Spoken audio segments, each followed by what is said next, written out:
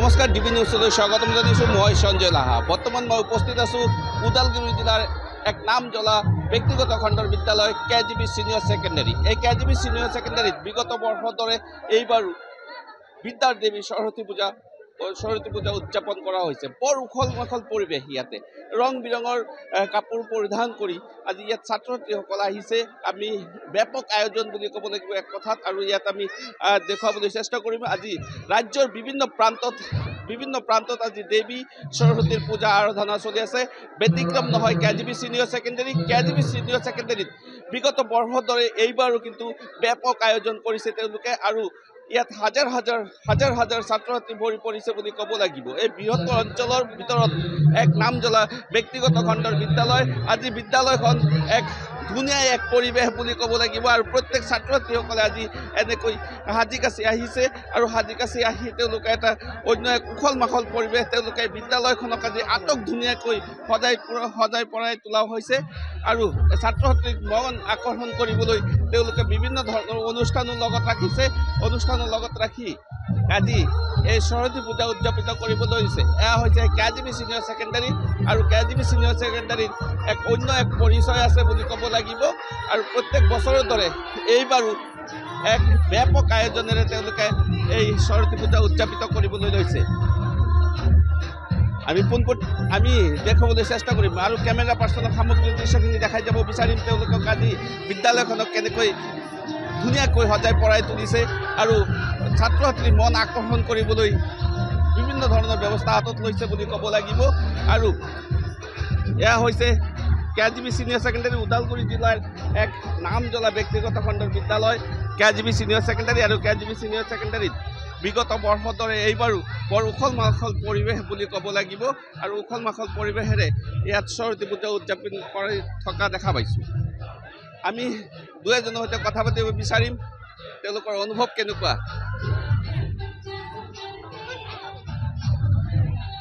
হয়, আমাৰ সৈতে এক অভিভাৱক আছে, তেওঁৰ মনোভাৱ জানিব চেষ্টা কৰিম। হয় নমস্কাৰ।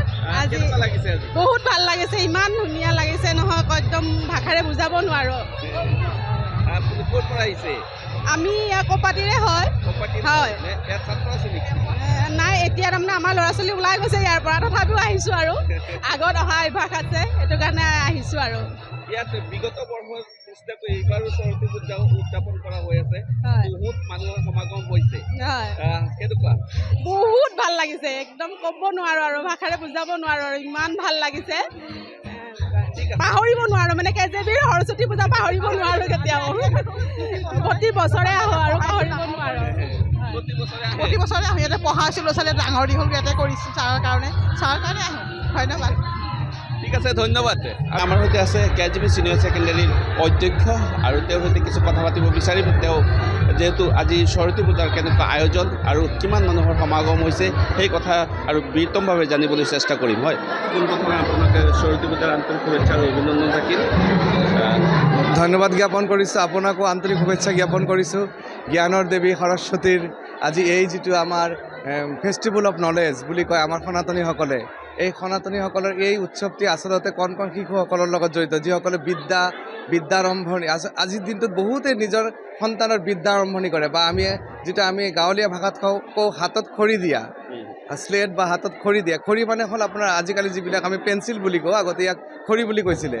আজি এই আচলতে আগৰ দিনত মানুহবিলাকে এই দিনটোৰ কাৰণে ৰখি আছিলে। আগৰ দিনত যিসকলৰ ঘৰত সন্তান জন্ম হয়, সন্তানক কেনেকৈ তেওঁলোকে খৰি দিব, কেনেকৈ স্লেট পেঞ্চিল হাতত দিব, আজিৰ দিনটোৰ কাৰণে ৰখি আছিলে। আৰু সেইকাৰণে সনাতনত এই উৎসৱটিক আমাৰ ফেষ্টিভেল অফ নলেজ বুলি কয়, যে বসন্ত পঞ্চমী বুলি কয়।